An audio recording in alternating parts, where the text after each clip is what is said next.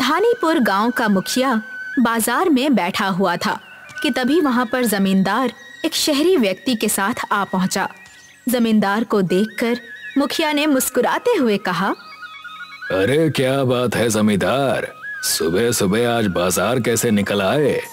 और तुम्हारे साथ ये शहरी व्यक्ति कौन है? मुखिया जी, इसका नाम आर्यन है। मैं इसे आपसे मिलवाने के लिए लाया हूँ। मैं कुछ समझा नहीं जमींदार, साफ साफ बोलो, बात क्या है? देखिए मुखिया जी, हमारा गांव अब वीआईपी एरिया में आने लगा है। आर्यन शहर का एक बहुत बड़ा बिजनेसमैन है। वो हमारे गांव में एयरपोर्ट बनवाना चाहता है। आप तो जानते ही हैं कि अगर हमारे गांव में एयरपोर्ट बन गया तो फिर हमारे गांव का नाम पूरे विश्व में प्रसिद्ध हो जाएगा। जमींदार सही कह रहे हैं मुखिया जी, और मुझे इसके लिए एक पेपर पर सारे गांव वालों के साइन चाहिए, और ये काम तो आप ही करवा सकते हैं। मुखिया गहरी सोच में डूब जाता है। तुम जानते हो जमींदार कि मैं कोई भी काम राजेश की सलाह के बगैर नहीं करता। आखिरकार राजेश और उसकी पत्नी सुधा इस पूरे गांव में सबसे ज्यादा पढ़े लिखे हैं। ठीक है, फिर मैं और आर्यन कल आपसे मिलने फिर आएंगे। इतना कहकर जमींदार आर्यन के साथ चला गया। मुखिया सीधे राजेश के घर पर चला गया। अरे मुखिया जी, आप सब कुछ ठीक तो है? मुखिया ने सारी घटना राजेश को बताई। मुखिया जी, इसका नाम आर्यन है। मैं इसे आपसे मिलवाने के लिए लाया हूँ। मैं कुछ समझा नहीं जमींदार, साफ साफ बोलो, बात क्या है? देखिए मुखिया जी, हमारा गांव अब वीआईपी एरिया में आने लगा है। आर्यन शहर का एक बहुत बड़ा बिजनेसमैन है। वो हमारे गांव में एयरपोर्ट बनवाना चाहता है। आप तो जानते ही हैं कि अगर हमारे गांव में एयरपोर्ट बन गया तो फिर हमारे गांव का नाम पूरे विश्व में प्रसिद्ध हो जाएगा। जमींदार सही कह रहे हैं मुखिया जी, और मुझे इसके लिए एक पेपर पर सारे गांव वालों के साइन चाहिए, और ये काम तो आप ही करवा सकते हैं। तुम जानते हो जमींदार कि मैं कोई भी काम राजेश की सलाह के बगैर नहीं करता। आखिरकार राजेश और उसकी पत्नी सुधा इस पूरे गांव में सबसे ज्यादा पढ़े लिखे हैं। ठीक है, फिर मैं और आर्यन कल आपसे मिलने फिर आएंगे। तुम्हारी क्या राय है राजेश? क्या हमें जमींदार और आर्यन की बात माननी चाहिए? वैसे उनका सुझाव बुरा नहीं है। अगर हमारे गांव में एयरपोर्ट बन जाएगा तो हमारे गांव के लोगों को रोजगार भी मिल जाएगा।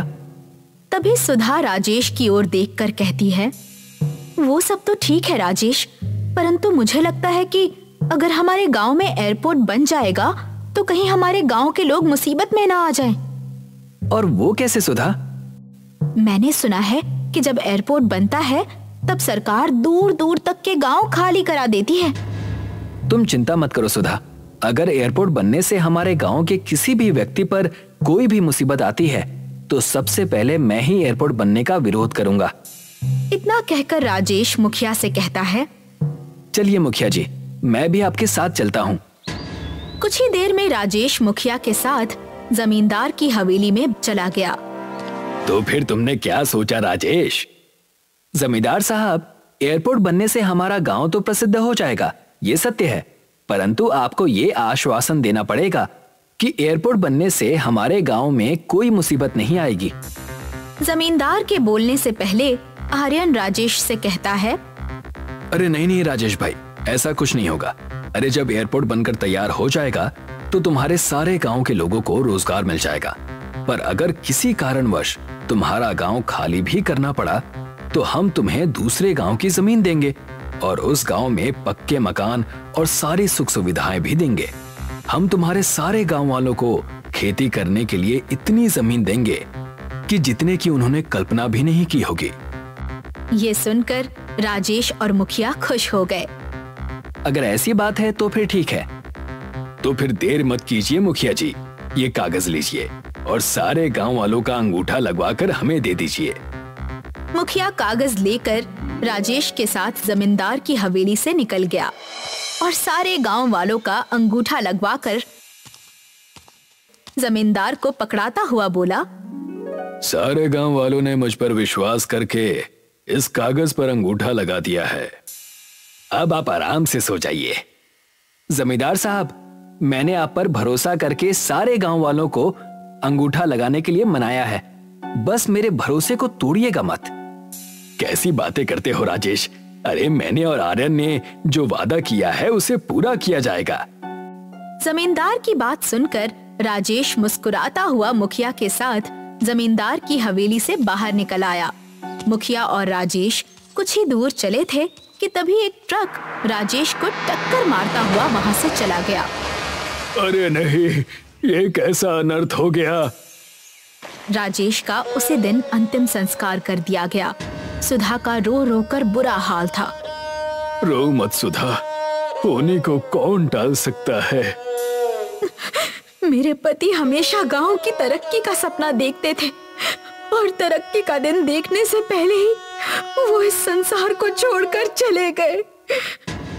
मुखिया नम आंखों के साथ सुधा के घर से बाहर निकल आया। कुछ दिन ऐसे ही बीत गए। एक दिन मुखिया घबराता हुआ सुधा के पास आकर बोला, सुधा, हमारे साथ बहुत बड़ा धोखा हुआ है। क्या हुआ मुखिया जी? जमींदार ने हमारे साथ धोखा किया है।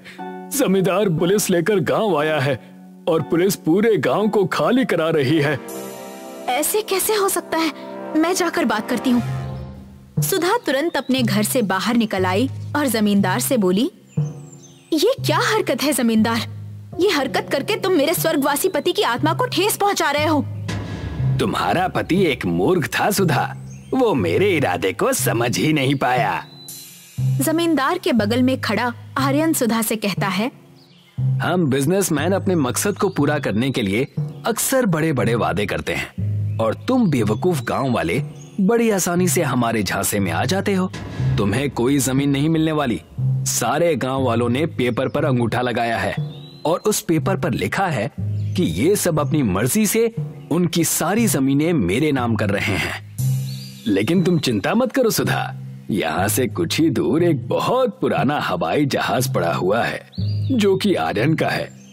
तुम सारे गांव वाले उसी पुराने हवाई जहाज के अंदर अपना जीवन व्यतीत कर सकते हो। आर्यन और जमींदार ने सारे गांव वालों को उनके घर से बाहर निकाल दिया। सुधा और मुखिया सारे गांव वालों के साथ रोते हुए उसी स्थान पर आ गए जहां पर वो पुराना हवाई जहाज पड़ा हुआ था। एक व्यक्ति ने गुस्से से सुधा की ओर देखकर कहा, ये सब तुम्हारे पति के कारण हुआ है सुधा। अब हम क्या करेंगे? क्या हम अपना सारा जीवन इसी खटारा हवाई जहाज में बिताएंगे? उस व्यक्ति की बात सुनकर सुधा फूट फूट कर रोने लगी। तभी अचानक हवाई जहाज के बाहर रंग बिरंगी रोशनियां चमकने लगी और देखते ही देखते वो हवाई जहाज एक बहुत ही सुंदर हवाई जहाज में परिवर्तित हो गया। ये देखकर सभी गांव वाले आश्चर्य में पड़ गए। मुखिया जी, ये सब क्या है? पता नहीं, मुझे लगता है कि हमें एक बार इस हवाई जहाज के अंदर जाकर देखना चाहिए। सुधा और मुखिया हवाई जहाज के अंदर घुस गए, मगर अंदर का दृश्य देखकर उनकी आंखें आश्चर्य से फटी की फटी रह गईं। उस हवाई जहाज के अंदर बहुत ही खूबसूरत और सुंदर घर बने हुए थे और वहाँ पर खेती की काफी सारी जमीन भी मौजूद थी। सच तो ये था कि उस हवाई जहाज के अंदर एक पूरा गांव आबाद था। ये देखकर मुखिया हवाई जहाज के बाहर आकर चीखता हुआ गांव वालों से कहता है, गांव वालों, तुम सब जल्दी से हवाई जहाज के अंदर आ जाओ। अंदर तो पूरा गांव है। मुखिया की बात सुनकर सारे गांव वाले हवाई जहाज के अंदर आ गए।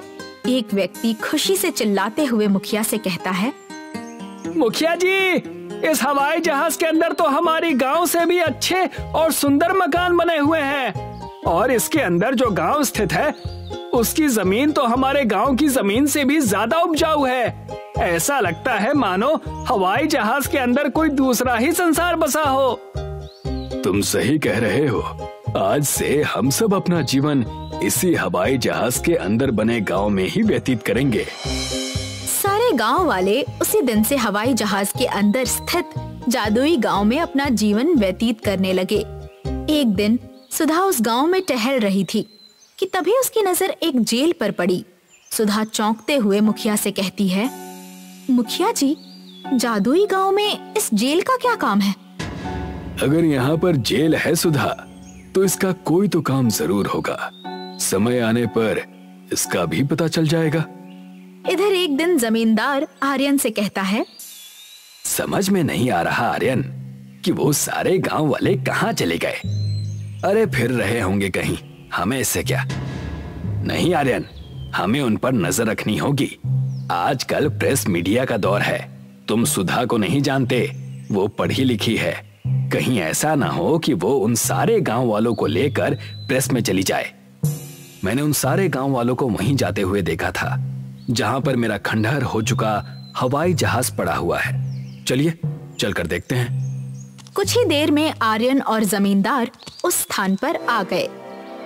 ये मैं क्या देख रहा हूँ जमींदार? ये मेरा हवाई जहाज तो नहीं है। ये तो बहुत ही सुंदर हवाई जहाज है। इसी बात ने तो मुझे भी आश्चर्य में डाल दिया है।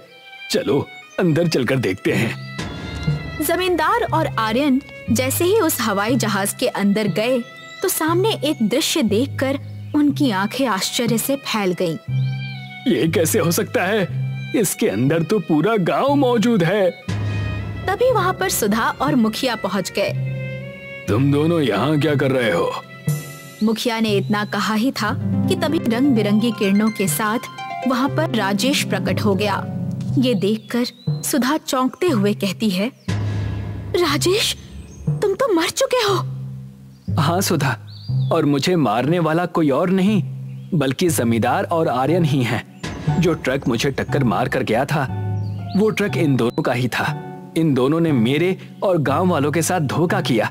इसीलिए जब तुम सब लोग इस पुराने हवाई जहाज के बाहर खड़े होकर रो रहे थे, तब मुझसे तुम सबका दुख देखा नहीं गया और मैंने भगवान से प्रार्थना की और भगवान ने इस हवाई जहाज के अंदर ही तुम सबके लिए एक जादुई गांव बना दिया। तुम जानती हो इस जादुई गांव में जेल किसके लिए थी? किसके लिए? इन दोनों के लिए। अब ये जीवन भर इसी जादुई गांव की जेल में रहेंगे, भूखे प्यासे, ताकि ये बाहर की दुनिया में किसी को भी मूर्ख ना बना पाए। राजेश ने इतना कहा ही था कि तभी जमींदार और आर्यन ने स्वयं को जादुई गांव के अंदर बनी हुई जेल में पाया और राजेश रंग बिरंगी किरणों के साथ गायब हो गया। जमींदार और आर्यन ने फिर अपना सारा जीवन जादुई हवाई जहाज के अंदर मौजूद जेल में ही बिताया। पारमपुरी नाम का एक गांव था जहां पर मंजोत अपनी पत्नी ऋचा के साथ रहता था। मंजोत गांव में लकड़ी काटकर लोगों के घर बनाता था और मरम्मत भी किया करता था। मंजोत दिल का साफ इंसान था।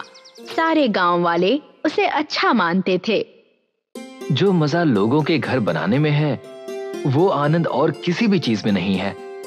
हाँ, अच्छा तो लगेगा ही। बारिश के महीने में काम जो इतना मिल रहा है आपको, इसीलिए इतने खुश हैं आप।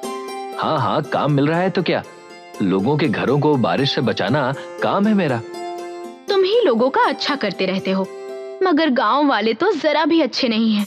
आए दिन चोरी की खबरें, जमींदारनी का प्रधान से जलना, एक दूसरे से ईर्ष्या रखना, लोगों के पीठ पीछे बुराइयां करना, यही सब चलता रहता है गांव में। अगर सब बुरा करते हैं तो इसका मतलब ये नहीं है कि हम भी उनके साथ बुरा ही करें। अच्छा छोड़ो, मैं निकलता हूँ, मुझे आज प्रधान जी का नया घर बनाना है। मंजोत कुल्हाड़ी लेकर जंगल में पहुंचता है और पेड़ काटने लगता है। आज तो लगता है कि ये पूरा दिन इस पेड़ को काटने में ही चला जाएगा। जल्दी से पेड़ की लकड़ियां काट लेता हूँ, फिर प्रधान जी का नया घर बनाना शुरू करूंगा। जंगल में बारिश होने लगती है और आसमान से एक इंसान नीचे आता है जिसके बाएं हाथ में एक छोटा बादल था। जी, आप कौन हैं? मैं जो कोई भी हूँ, तुम्हें उससे कोई मतलब नहीं होना चाहिए। बस इतना जान लो कि मैं बारिश की ओर से आया हूँ और जल्दी ही गांव में बाढ़ आ जाएगी, जिस वजह से ना कोई घर में रह पाएगा और ना ही कोई घर के बाहर। ऐसा कोई इंसान नहीं होगा जो जमीन पर पैर रख पाएगा। मगर क्यों? ऐसे तो सब मर जाएंगे। इस गांव के लोगों का पाप का घड़ा भर चुका है। एक तुम ही यहाँ पर हो जो सबसे ज्यादा नेक दिल हो। ध्यान से सुनो, मैं जो तुम्हें बताने जा रहा हूँ, एक बड़ा जहाज तैयार करो और जितने लोग उसमें आ सकते हैं उतने लोगों को अपने जहाज में बिठा लो।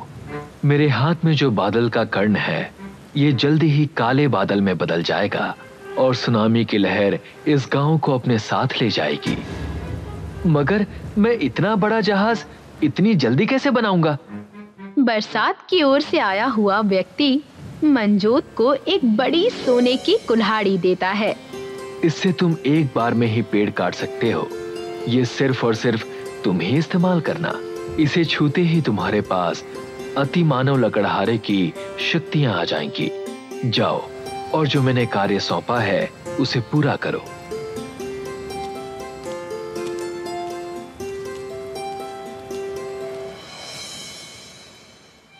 मंजोत प्रधान को जाकर सारी बातें बता देता है। अगर ऐसा है तो तुम जहाज बनाना शुरू कर दो। मैं सारे गांव वालों को इकट्ठा करता हूँ और उन्हें ये खबर सुनाता हूँ। बारिश रुकने का नाम ही नहीं ले रही थी। मंजोत जंगल में जाता है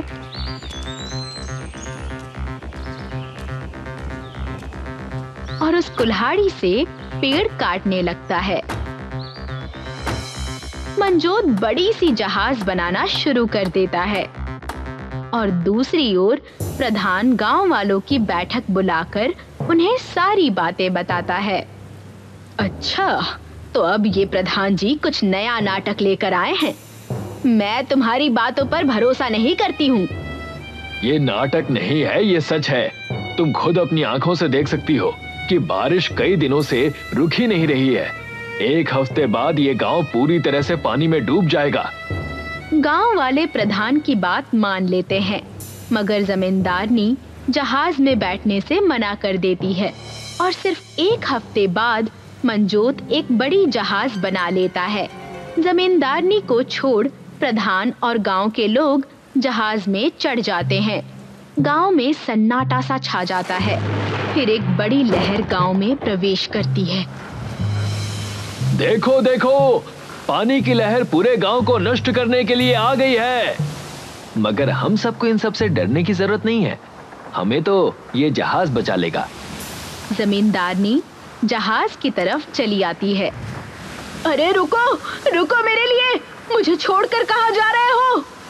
मंजोत जमींदारनी को भी जहाज में ले लेता है और सुनामी पूरे गांव को अपने अंदर समेट लेती है।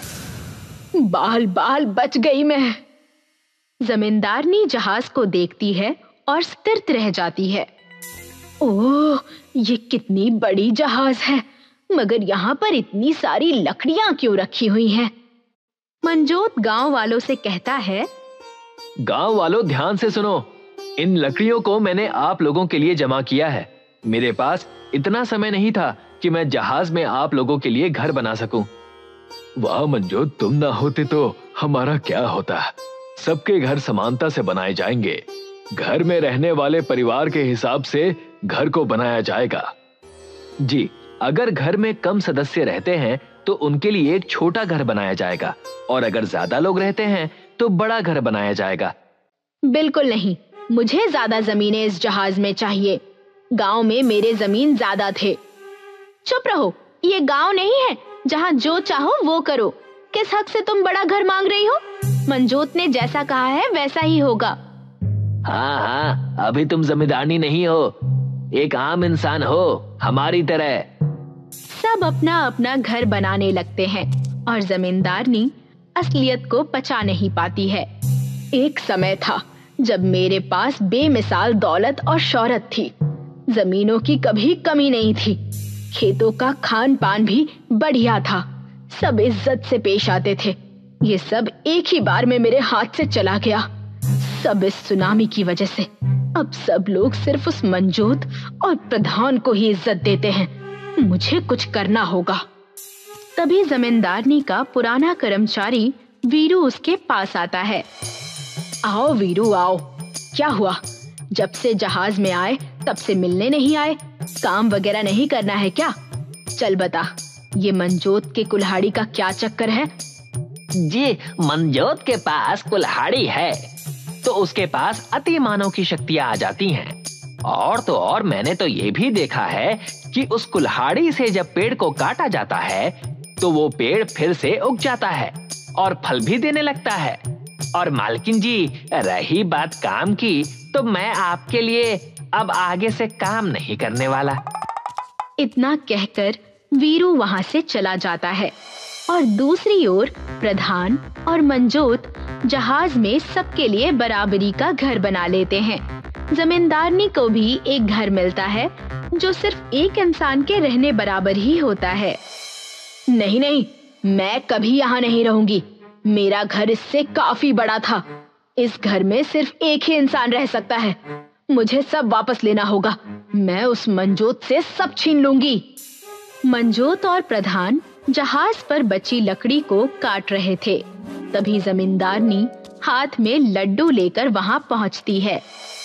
प्रधान और मंजोत, आप लोगों का बहुत बहुत शुक्रिया, गांव वाले और मेरी मदद करने के लिए। मुझे नया घर देने के लिए भी शुक्रिया। ये लीजिए, मैं आप लोगों के लिए लड्डू लेकर आई हूँ। लीजिए, खाइए ना। वाह, आज इस जहाज के गांव में नया चांद कैसे खिल गया। बहुत खुश लग रही हो जमींदारनी। हाँ हाँ, हम भी खुश हैं। अगर आप खुश हैं तो लाइए, दीजिए लड्डू। प्रधान और मंजोत लड्डू खा लेते हैं। खा के थोड़ी ही देर में वो दोनों नीचे गिर जाते हैं और गहरी नींद में सो जाते हैं। और जमींदारनी मंजोत की कुल्हाड़ी को चुरा लेती है और अपने घर के पास आ जाती है। अब आएगा मजा। मैं अपना घर इस जहाज में सबसे बड़ा बनाऊंगी। फिर से एक बार मेरा डंका बजेगा।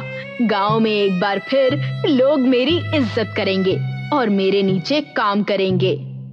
जमींदारनी कुल्हाड़ी लेती है। ये कुल्हाड़ी तो काफी शक्तिशाली है। इसे पकड़कर मानो मुझ में अलग सा बल आ गया हो। अब आएगा मजा जब मैं दूसरों के घर भी इस कुल्हाड़ी के दम से लूटने लगूंगी। जमींदारनी आजू बाजू के सारे घर तोड़ देती है और उनके घर की लकड़ियों से खुद का एक महल बनाना शुरू कर देती है। दूसरी ओर मंजोत और प्रधान जब होश में आते हैं, गांव का तब तक काया ही पलट जाता है। जहाज में जमींदारनी का महल बन जाता है। प्रधान और मंजोत जमींदारनी से मिलते हैं। जमींदारनी, ये सब तुम क्या कर रही हो? क्या तुम समय को आंक नहीं पाती हो? ये समय अपने स्वार्थ के लिए काम करने का नहीं है। मेरी कुल्हाड़ी आपने मुझसे चुराई है। वो मेरी कुल्हाड़ी है, मुझे वापस कर दीजिए। नहीं, ये कुल्हाड़ी मुझे बरसात की ओर से आए व्यक्ति ने दी है और कहा है कि मैं इससे जिस तरीके से चाहूँ उस तरीके से इस्तेमाल कर सकती हूँ। मैं वो सब बनाऊंगी इस जहाज में जो एक समय पर मेरा हुआ करता था। चलो, मुझे और भी काम है, मैं निकलती हूँ। जमींदारनी वहां से निकल जाती है। झूठ, ये साफ झूठ कहा जमींदारनी ने। ये मेरी ही कुल्हाड़ी है। मैं जानता हूं मंजोत, और मुझे विश्वास है कि जिसने तुम्हें ये कुल्हाड़ी दी थी वो ये सब देख रहा है और वही जमींदारनी को उसके किए का जवाब देगा। तभी आसमान में बिजली गरजने लगती है। बादल काले हो जाते हैं और बरसात की ओर से आया आदमी फिर अपने हाथ में बादल का कण लिए प्रकट होता है। मुझे अच्छी तरह से याद है कि मैंने ये कुल्हाड़ी मंजोत को दी थी, तो ये मुझे अभी किसी लालची के हाथ में क्यों दिखाई दे रही है? भीग गया सारा गांव, मगर फिर भी तुम एक बात ना समझी। जाओ, तुम्हारे बड़े खेत और मकान जिसे तुम इतना चाहती हो, अब मैं देखता हूं कि तुम अब सब लेकर जो तुम्हारा था क्या पाती हो। मगर मेरा घर और खेत गांव में है और गांव पूरे तरीके से पानी में है। जमींदारनी के हाथ से कुल्हाड़ी गायब हो जाती है और उसे वो बारिश का व्यक्ति जहाज से बाहर निकाल देता है। अगली सुबह कुल्हाड़ी मंजोत के घर पर होती है। प्रधान और मंजोत गांव में फिर से सबके घर बराबरी से बना लेते हैं और आगे से सब खुशहाली से जहाज के गांव में रहने लगते हैं।